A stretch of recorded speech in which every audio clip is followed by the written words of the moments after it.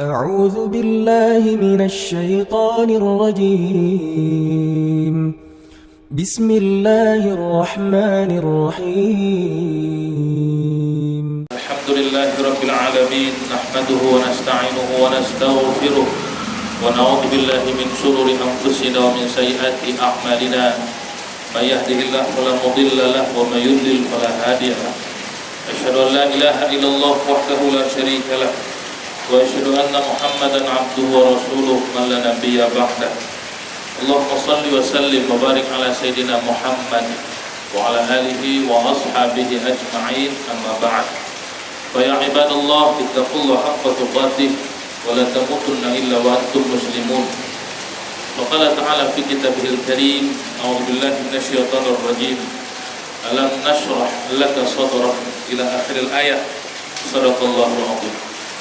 Hadirin jamaah salat Jumat dirahmati Allah, bersyukur kita pada Allah Qadirul Jalil dan lafaz alhamdulillahirabbil alamin. Bersalawat pada Rasulullah sallallahu alaihi wasallam dengan lafaz Allahumma shalli ala sayyidina Muhammad.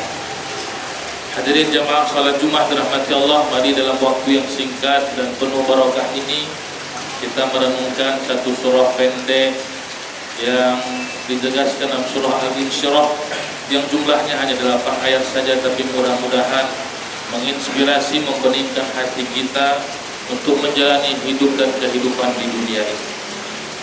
Imam As-Suyuti menjelaskan dalam kitab beliau mengenai asbabun nuzul surah Al-Insyirah ini adalah ketika ejekan bahkan anggap sepele para kafir Quraisy terhadap kaum muslimin, menganggap kaum muslimin itu orang bodoh, menganggap kaum muslimin itu miskin, tidak punya kemampuan, dari kaum hamba, tidak berpendidikan dan seterusnya.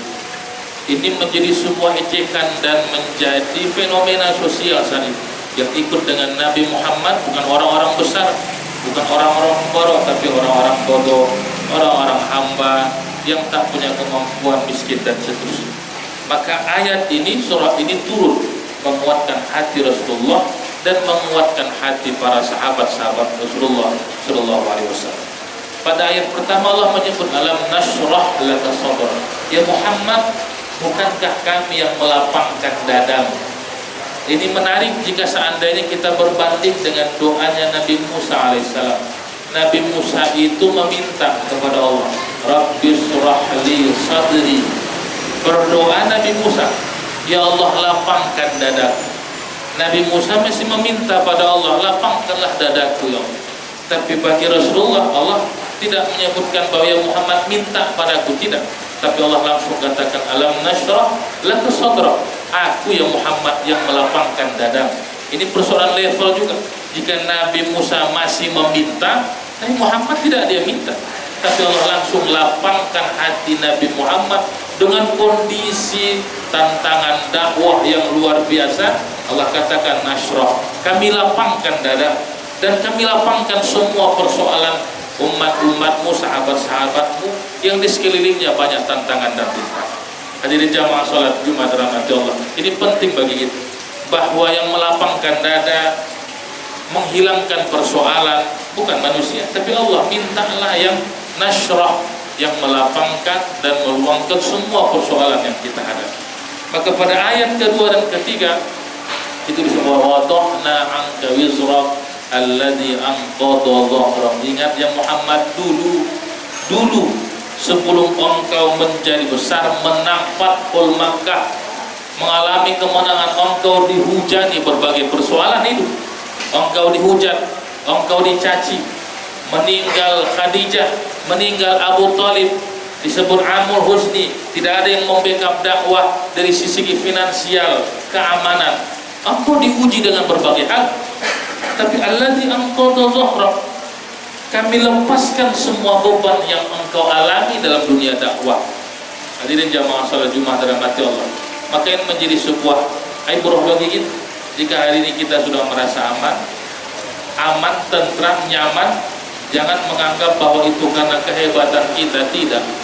Allah yang memudahkan itu, Allah buka jalan, Allah kasih yang namanya jalan yang terkadang tak pernah kita duga, sehingga persoalan yang kita hadapi selesai dan tuntas. alladzi anqadha dhahrak.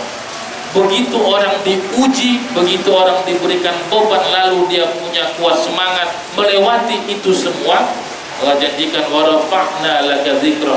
Ya Muhammad, karena mentalmu mental baja, karena mentalmu pantang menyerah, engkau maju terus, wa rafa'na laka dzikra, maka kami tinggikan nama. Ini sebuah penguatan bagi seorang mukmin. Tak boleh menyerah, tak boleh pesimis, dia selalu optimis, terus bergerak. Siapapun yang jadi, siapapun yang hebat, siapapun hari ini yang berhasil, jangan pernah dia melihat ketika berhasil itu salah. Dia lihat bagaimana prosesnya menjalani hidup sampai berhasil. Wa rafa'na laka dzikra. Jika engkau teguh tetap berjalan di jalanmu istiqamah, wa rafa'na, pasti kami angkat derajatmu, aku tinggikan namamu. Maka para ulama menafsirkan wa rafa'na laka dzikra, dalam tafsir Allah sematkan nama Nabi Muhammad dalam azan yang dikumandangkan. Ketika menyebut nama Allah, ada nama Nabi Muhammad Rasulullah sallallahu alaihi wasallam. Hadirin jamaah salat Jumat dirahmati Allah, ini penguat bagi kita. Apapun hari ini yang dihadapi, tak boleh pesimis, dia selalu optimis, memandang Allah. Hari ini yang dia dapatkan, dia raih dengan berjibaku apapun profesinya.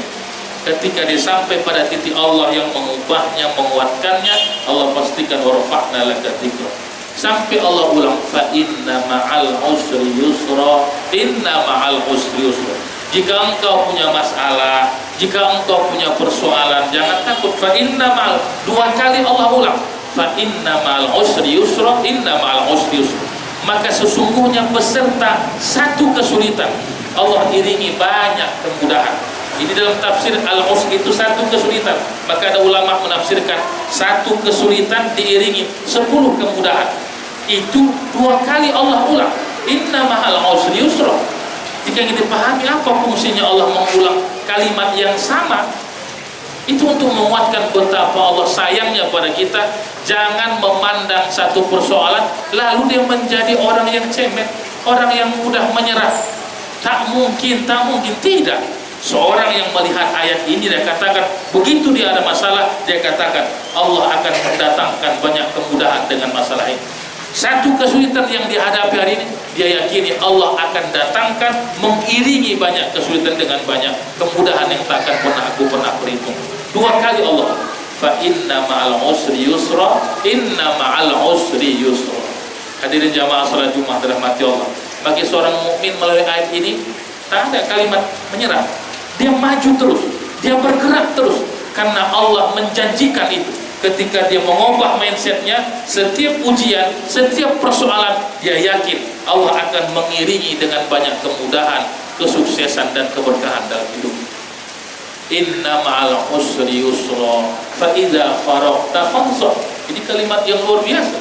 Fa idza faraghta fansab, kalau engkau sudah faragh, selesai, tuntas dengan satu tugasmu, satu kegiatanmu, jangan berhenti, jangan berpangku tangan, fansab, tuntaskan yang lain. Ini kalimatnya tak boleh orang berhenti menganggap puas. Begitu dia pada satu titik, lalu dia berbahagia dan puas mengatakan aku sudah selesai. Tak boleh. Fa idza faraghta fansab, dia bergerak terus. Sampai kapan itu? Hatta ya'tiyakal yaqin, sampai datang keyakinan maut pada dirinya. Dia bergerak untuk melakukan kebaikan pada dirinya. Maka orang yang sukses itu akan berhenti ketika dia puas dengan kesuksesan. Dia bergerak melakukan semua hal yang bisa menghantarkan dia dekat pada Allah dan menciptakan kemaslahatan pada Allah. Di ujung surah itu, ini yang menarik, Allah menutupkan wa ila rabbika farghab, wa ila rabbik farghab. Ayat ini seirama dengan kalimat iyyaka na'budu wa iyyaka nasta'in, wa ila rabbika farghab. Dan hanya, ada kalimat hanya. Seharusnya na'bud, nasta'in, tapi dibalik maf'ul objeknya dibuat ke depan, iyyaka na'bud wa iyyaka nasta'in. Hanya pada, sama dengan ayat ini pada surah Al-Isra, di ujung itu wa ila rabbik farghab. Padahal farghab ila rabbik, berharaplah pada Tuhan, tapi dibalik objeknya dikedepankan, memaknai wa ila rabbika farghab.